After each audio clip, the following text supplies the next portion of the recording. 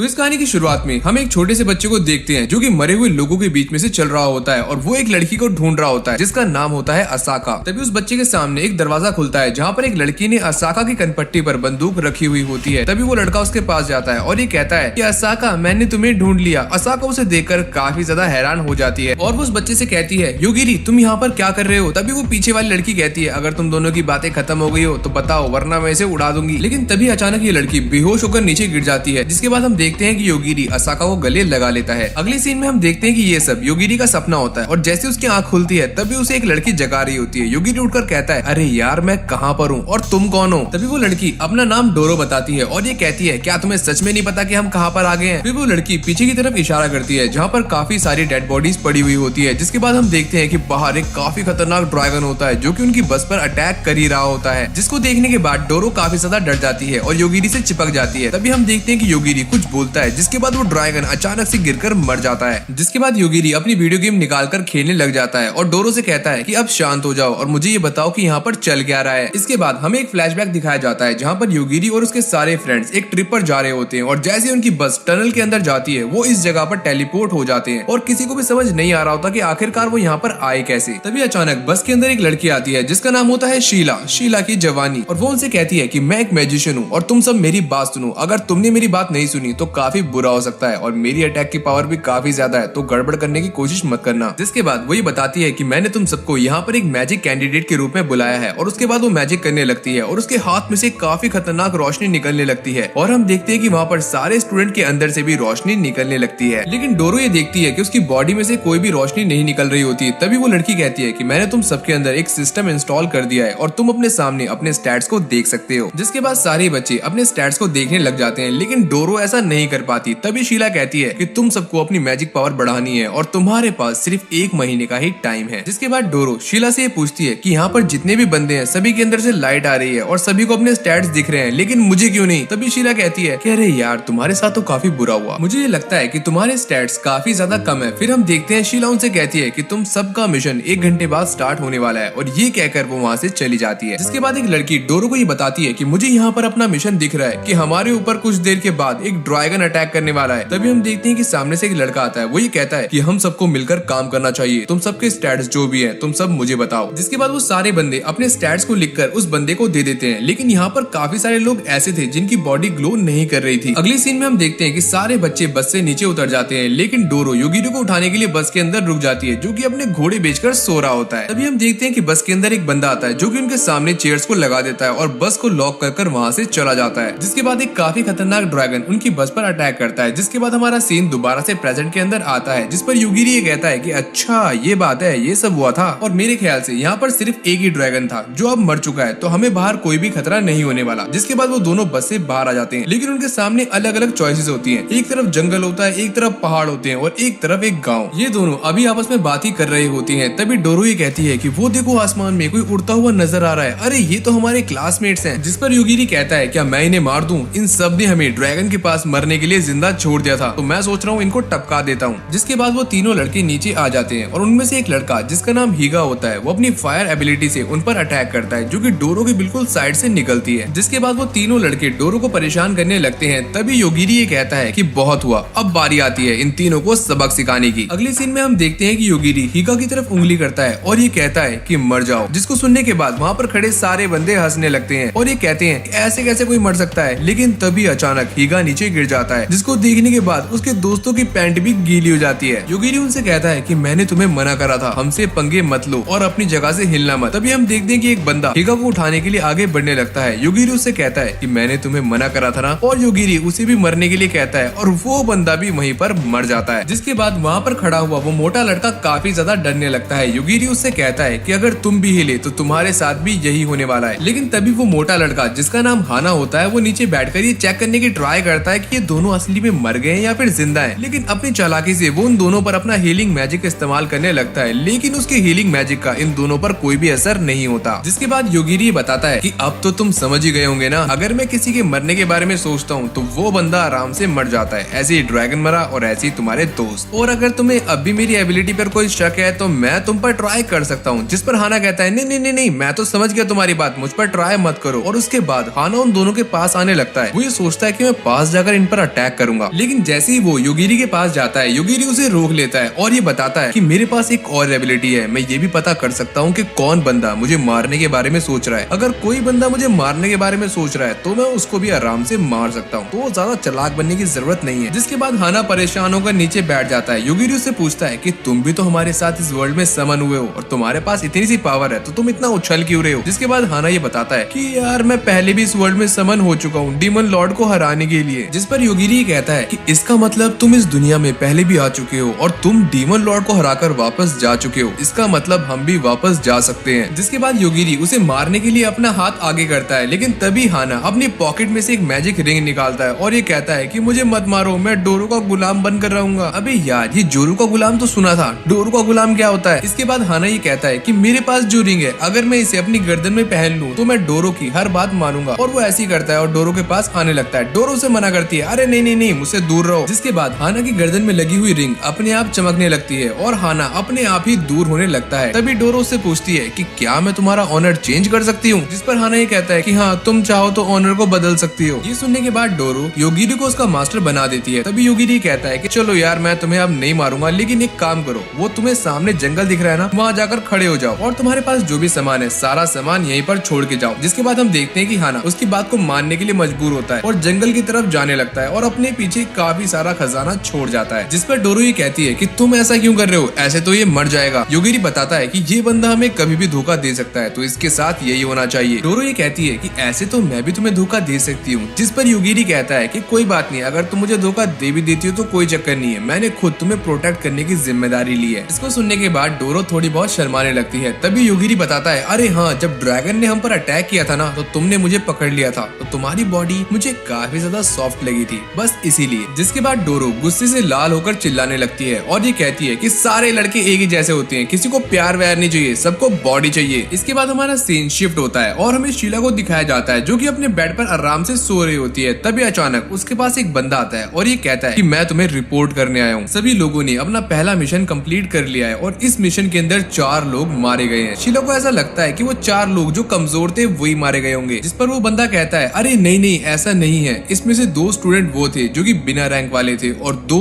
S rank वाले। इसके बाद वो बंदा ये कहता है कि इन सभी के मरने का कोई भी रीजन पता नहीं लगा है और ना ही इनकी बॉडी पर कोई निशान मिला है, कहीं ये इंस्टेंट डेथ मैजिक तो नहीं। जिस पर शीला ये कहती है, अरे नहीं नहीं, ऐसा हो ही नहीं सकता क्योंकि ये पॉसिबल ही नहीं है। ये कहने के बाद वो भी घोड़े बेचकर आराम से सो जाती है। अगली सीन में हम देखते हैं कि डोरू और योगिरी एक टाउन के पास पहुंच जाते हैं, लेकिन उस टाउन का गेट अब बंद होने वाला था। लेकिन तभी ये दोनों वहाँ पर पहुंच जाते हैं और वहाँ पर खड़े हुए गार्ड से बात करने लगते हैं, लेकिन उस गार्ड की बातें इन्हें बिल्कुल भी समझ नहीं आती। तभी वो गार्ड्स एक बंदे को लेकर आते हैं जो कि योगिरी और डोरू की बातों को समझ रहा था। वो बंदा ये कहता है कि तुम वही हो ना जो आज दोपहर को आए हो। योगिरी ये कहता है कि हाँ, हम उनसे बिछड़ गए हैं और हमें उनके पास जाना है। वो बंदा ये कहता है कि वैसे तो मुझे तुम्हें सजा देनी चाहिए, लेकिन हमें मना किया गया है कि तुम मैजिशियन के रास्ते में नहीं आ सकते। इसके बाद वो सारे आपस में बात करने लगते हैं और ये बंदा योगिरी को कुछ भी बताने से मना कर देता है और ये कहता है कि अगर ये लड़की चाहे तो मेरे साथ रुक सकती है। तभी डोरू योगिरी का हाथ पकड़कर वहाँ से भागने लगती है। आगे जाने के बाद योगिरी उससे पूछता है कि आखिरकार तुम वहाँ से भागी क्यों। डोरू ये कहती है कि मुझे इस बात का डर था कहीं तुम उसे भी मार ना दो। जिस पर योगिरी ये कहता है, अरे नहीं नहीं नहीं, मैं कोई किलर थोड़ी हूँ। तभी हम देखते हैं कि वहाँ पर एक और लड़की आती है और उन दोनों से कहती है कि अगर तुम्हें कोई मदद चाहिए तो मैं तुम्हारी मदद कर सकती हूँ। जिसके बाद वो सारे आपस में बात करने लगते हैं। तभी डोरू ये कहती है कि मुझे शाम तक ये पूरा का पूरा टाउन घूमना है। योगिरी कहता है कि चलो यार, इसकी मदद ले ही लेते हैं। जिसके बाद हम देखते हैं कि डोरू काफी ज्यादा शॉपिंग करती है, लेकिन तभी काफी सारे बंदे उन सभी को घेर लेते हैं और ये सारी की सारी मीरी की चाल थी। तभी योगिरी उनसे पूछता है कि क्या तुम्हें पैसे चाहिए। वो बंदा ये कहता है कि हाँ, हमें पैसे तो चाहिए, लेकिन तुम जैसे कमजोर कैंडिडेट को तड़पाकर बेचने में हमें काफी मजा आता है, तो चलो शुरू करते हैं। जिसके बाद हम देखते हैं कि योगिरी अपने पीछे खड़े हुए सभी बंदों को मरने के लिए बोल देता है कि मर जाओ। तभी उसके पीछे खड़े सारे बंदे मर जाते हैं और उसके सामने एक बंदा आता है। वो उसे कहता है कि तुम आधे मर जाओ, लेकिन वो भी पूरा का पूरा मर जाता है। इसके बाद योगिरी एक बंदे की आंखों की तरफ उंगली करता है, जिसके बाद उस बंदे को दिखना बंद हो जाता है और वो तड़प तड़प कर नीचे लेटने लगता है। ये सब देखने के बाद मीरी की हालत टाइट हो जाती है। वो योगिरी से कहती है कि प्लीज मुझे छोड़ दो, मेरे घर पे मेरे बच्चे माँ बाप सब है, मुझे जाने दो। योगिरी उनसे कहता है कि इसका मतलब ये नहीं कि तुम कमजोर लोगों को पकड़ो और उन्हें बेच दो। जिसके बाद हम देखते हैं कि योगिरी उनकी तरफ उंगली करता है और उन्हें मरने के लिए कहता है, लेकिन वो दोनों मरते नहीं है, वहाँ से भाग जाते हैं। डोरू को लगता है कि ऐसा सब कुछ हुआ कैसे, लेकिन तभी थोड़ी दूर जाने के बाद वो दोनों भी गिरकर मर जाते हैं। जिसके बाद योगिरी और डोरो वहाँ से जाने लगते हैं, लेकिन तभी वहाँ पर काफी सारे गार्ड्स आ जाते हैं। वो उसे सवाल पूछते हैं। योगिरी कहता है कि हम तो यहाँ पर घूम रहे थे, हमें नहीं पता ये बंदे आखिरकार मरे कैसे। तभी उन गार्ड्स में से एक बंदा ये कहता है कि मुझे अपनी स्किल के हिसाब से ये लग रहा है कि इन दोनों के अंदर तो कोई भी स्किल नहीं है, तो इन्होंने ये काम नहीं किया होगा। तभी वो गार्ड उन दोनों के सामने आकर उनसे माफी मांगने लगता है। योगिरी उससे कहता है कि क्या तुम हमें रात को रुकने की कोई जगह बता सकते हो। तभी वो गार्ड्स उन दोनों को लेकर एक कासल के अंदर चले जाते हैं, जहाँ पर वो दोनों अपने अपने कमरे में जाकर लेट जाते हैं। लेकिन तभी डोरो के सामने एक भूत आ जाती है और ये भूत काफी ज्यादा मोटी थी। डोरो को लगता है कि ये भूत उसकी बड़ी बहन जैसी है और इसके बाद ये दोनों बात करने लगती हैं। वो भूत ही बताती है कि मैं तुम्हारी पूर्वज हूँ और मैं तुम्हारी हेल्प करने के लिए यहाँ पर आई हूँ, लेकिन तुम्हारे साथ जो बंदा है ना वो काफी ज्यादा खतरनाक है, उससे मुझे डर लगता है कहीं वो मुझे भी टपका ना दे। लेकिन ये मोटी तो पहले से मरी हुई है, तो ये दोबारा कैसे मरेगी। जिस पर डोरो से पूछती है कि तुम मेरी हेल्प कैसे कर सकती हो। उसके बाद वो मोटी ये बताती है कि मैं फिजिकल अटैक को छोड़कर तुम्हारी बाकी अटैक से रक्षा कर सकती हूँ और वो मैं ही थी जिसने तुम्हारे अंदर वो मैजिक इंस्टॉल होने से रोका था। जिस पर डोरो को काफी ज्यादा गुस्सा आने लगता है और वो ये कहती है कि तुमने ऐसा क्यों किया। वो मोटी ये कहती है कि इस मैजिक के काफी सारे फायदे तो हैं, लेकिन ये मैजिक तुम्हारे अंदर इंस्टॉल होने के बाद तुम उस बड़े मैजिशियन के अंदर आ जाती हो और उसके कब्जे में भी। इसके बाद वो दोनों आपस में बात करने लगते हैं। तभी वो मोटी ये कहती है कि तुम्हें सिर्फ मैंने प्रोटेक्ट किया है और बाकी का मुझे नहीं पता, और मैं तुम्हें यहाँ से वापस भेजने में तुम्हें एक टेक्निक भी सिखाने वाली हूँ। अगले सीन में हम डोरो और योगिरी को एक होटल के अंदर देखते हैं, जहाँ पर होटल का स्टाफ जो कि एक लड़की होती है उन्हें अटेंड करती है और उनकी हेल्प भी करती है। फिर हम देखते हैं कि वो लड़की उन दोनों को कैपिटल में जाने के लिए टिकट्स भी देती है। योगिरी उस लड़की को अपना सारा खजाना संभालने के लिए देता है। अगले सीन में हम देखते हैं कि ये दोनों ट्रेन से कैपिटल के अंदर जा रहे होते हैं और योगिरी अपना मस्त गेम के अंदर लगा होता है। तभी डोरो से पूछती है क्या तुम भी इस मोटी को देख सकते हो। तभी योगिरी कहता है कि जब से तुमने मुझे इसके बारे में बताया है तब से मैं इसे देख सकता हूँ और ये इतनी मोटी है तो किसी को दिखेगी क्यों नहीं। तभी अचानक उनकी ट्रेन में एक ब्लास्ट होता है जिससे ट्रेन की छत पूरी की पूरी उड़ जाती है और योगिरी डोरो को लेकर नीचे गिर जाता है। अगली सीन में हम दोबारा से उन्हीं गार्ड्स को देखते हैं जिन्होंने डोरो और योगिरी को पहले पकड़ा था, लेकिन अब वो एक लुटेरे से सवाल जवाब कर रहे होते हैं। तभी उन्हीं गार्ड्स में से एक लड़की जिसका नाम लीना होता है वो उस बंदे की आंख निकाल लेती है और उसके ऊपर अपने हीलिंग मैजिक का इस्तेमाल करती है, लेकिन उस पर कोई भी असर नहीं पड़ता। तभी हम देखते हैं कि लीना उसे काट लेती है। अबे यार यहाँ पर चल क्या रहा है। इसको देखने के बाद सारे चौंक जाते हैं। तभी एक गार्ड ये बताता है कि डरने की कोई भी बात नहीं है, लीना एक वैम्पायर है और जब भी किसी को काटती है तो इसका खून उस बंदे के खून में मिक्स हो जाता है, जिससे उस बंदे की एबिलिटीज पहले से काफी ज्यादा स्ट्रॉन्ग हो जाती हैं। लेकिन इसके बाद भी हम देखते हैं कि लीना के मैजिक और काटने के बाद भी उस बंदे पर कोई असर नहीं पड़ता और ना ही उसकी आंख सही होती है। इसके बाद अचानक वहाँ पर एक और बंदा आ जाता है जो कि एक मैजिशियन होता है। दूसरी तरफ हम दोबारा से योगिरी और डोरो को देखते हैं और ट्रेन में एक अनाउंसमेंट होती है कि दूर एक मैजिशियन एक एग्रेसर से लड़ाई कर रहा है। तभी हम देखते हैं कि डोरो योगिरी से कहती है कि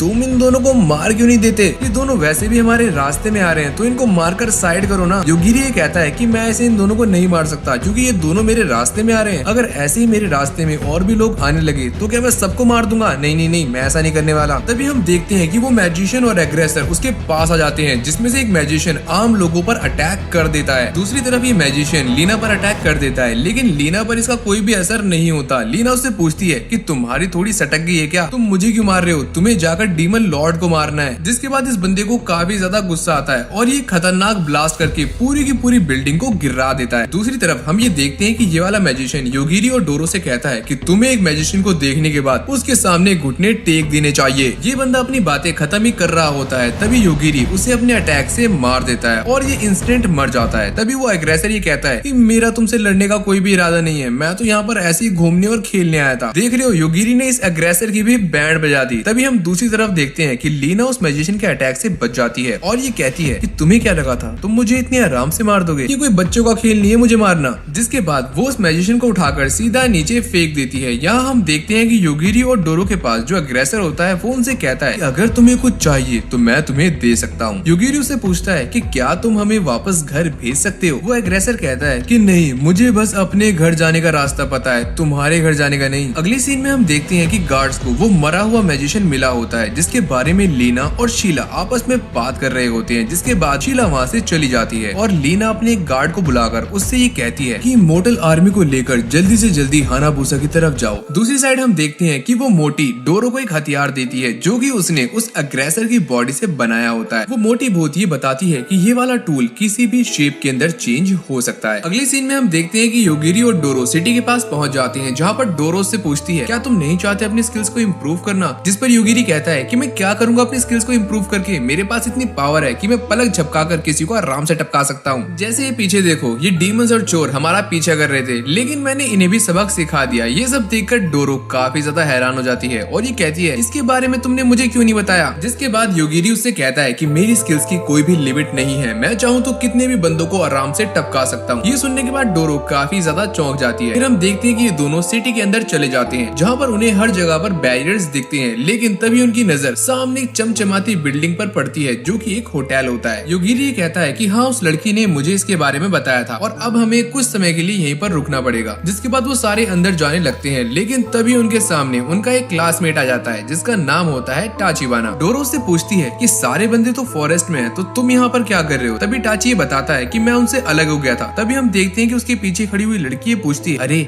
ये लड़की कौन है। तभी टाची उससे कहता है अरे अरे गुस्सा मत करो, ये मेरे क्लासमेट्स हैं। और टाची ये बताता है कि यहाँ पर जितनी भी लड़कियां खड़ी हैं ये सारी की सारी मेरी बॉडीगार्ड्स हैं। जिसके बाद वो सारी लड़कियां एक एक करके अपना नाम बताने लगती हैं, लेकिन वो सब काफी ज्यादा एटीट्यूड में होती हैं। तभी हम देखते हैं कि योगिरी डोरो से कहता है कि मुझे समझ नहीं आ रहा कि इसके पास कौन सी पावर है, लेकिन इसके पास जो भी पावर है उसको लेकर ये काफी ज्यादा कॉन्फिडेंट है। फिर हम देखते हैं कि टाचिबाना डोरो से कहता है क्या तुम मेरी मिस्ट्रेस बनोगी। ये सुनने के बाद डोरो चौंक जाती है और बिल्कुल पत्थर की तरह फ्रीज हो जाती है। वो कहता है कि वैसे मैं लड़कों को अपने साथ नहीं रखता, लेकिन तुम्हारे साथ अगर ये रहेगा तो मैं इसे भी अपना सर्वेंट बना ही लूंगा। जिसके बाद डोरो योगिरी से कहती है कि तुम कुछ करोगी भी या बस सुनते रहोगे। योगिरी कहता है कि इस बंदे के पास पहले ही काफी कम दिमाग है, मेरा तो मन भी नहीं कर रहा है इसे मारने का। इसके बाद हमें पता लगता है कि टाचिबाना एक डोमिनेटर होता है जिसका रैंक काफी ज्यादा हाई होता है। इसके बाद हमें एक फ्लैशबैक दिखाया जाता है जहाँ पर टाचिबाना अपने दोस्तों से दूर एक टेबल पर बैठा होता है, जहाँ उसके पास एक चश्मिश बंदा आता है। वो उससे कहता है कि देखो टाचिबाना, अगर हम में से कोई भी मैजिशियन नहीं बन पाया तो हम सब मारे जाएंगे, इसलिए मैं तुम्हें एडवाइस देता हूँ कि तुम्हें काफी सारे लेवल 1 के सर्वेंट्स को रख लेना चाहिए। अगर वो किसी मॉन्स्टर को मारेंगे तो उनका एक्सपीरियंस तुम्हारे काफी ज्यादा काम आएगा, इससे तुम्हारा लेवल भी बहुत जल्दी इंक्रीज होगा। इसके बाद हम दोबारा से प्रेजेंट में आते हैं, जहाँ पर योगिरी उससे कहता है कि इसका मतलब अगर तुम्हारे सर्वेंट का नंबर बढ़ेगा तो तुम्हारा लेवल भी इंक्रीज होगा। जिस पर टाचिबाना कहता है कि हाँ बिल्कुल ऐसा ही है, और डोरो तुम चाहो तो अब भी मेरी मिस्ट्रेस बन सकती हो, अगर तुम्हें सोचने का टाइम चाहिए तो ले लो और सोचकर मुझे बता देना। जिसके बाद टाचिबाना वहाँ से चला जाता है। अगली सीन में हम लीना को देखते हैं जो कि एक एग्रेसर के सामने हवा में उड़ रही होती है, और इस वाले एग्रेसर का नाम होता है डार्कनेस। लीना ये कहती है कि इस वाले बंदे को मारने में मुझे ज्यादा टाइम तो नहीं लगना चाहिए। दूसरी तरफ हम डोरो को देखते हैं जो कि अपनी विंडो से बाहर देख रही होती है। तभी वो कहती है कि मुझे समझ नहीं आ रहा कि हम कितने टाइम यहाँ पर रुकेंगे। तभी वो मोटी कहती है कि मुझे लगता है योगिरी के जागने तक। डोरो से कहती है कि जल्दी जाओ, तुम योगिरी को चेक करो कि वो जागा है या फिर नहीं, लेकिन वो मोटी वहाँ जाने से साफ इनकार कर देती है। जिसके बाद हम देखते हैं कि अचानक सिटी के अंदर काफी सारी गाड़ियां आती हैं जिनके अंदर इमोर्टल कॉप्स बैठे हुए होते हैं, और ये सारे लीना के फॉलोवर्स होते हैं, जिनको देखने के बाद डोरो अपनी विंडो पर कर्टन डाल देती है और लेट जाती है। जिसके बाद वो मोटी डोरो को ये बताती है कि मुझे ऐसा लग रहा है कि हमारे रूम के बाहर से हमें कोई देख रहा है और उसके इरादे बिल्कुल भी सही नहीं है। ये सुनने के बाद डोरो फटाफट से योगिरी को फोन लगाती है, लेकिन योगिरी अपना बिल्कुल घोड़े बेचकर सो रहा होता है और एक मस्त सपना देख रहा होता है। सपने में योगिरी एक छोटा सा बच्चा होता है जो कि सपने के अंदर भी सो रहा होता है। तभी उसे एक लड़की की आवाज आती है जो कि उसे ब्रेकफास्ट करने के लिए कहती है, लेकिन तभी डोरो की कॉल आती है और योगिरी उड़ जाता है। डोरो से सारी बात बताती है और योगिरी उसके कमरे में जाने के लिए निकल जाता है, लेकिन जैसे वो अपने कमरे से बाहर जाता है उसे ये एहसास होता है कि यहाँ पर कोई तो है जो कि डोरो के रूम पर अटैक करने वाला है। और जैसे ही उसे पता लगता है कि यहाँ पर एक लड़की है, वो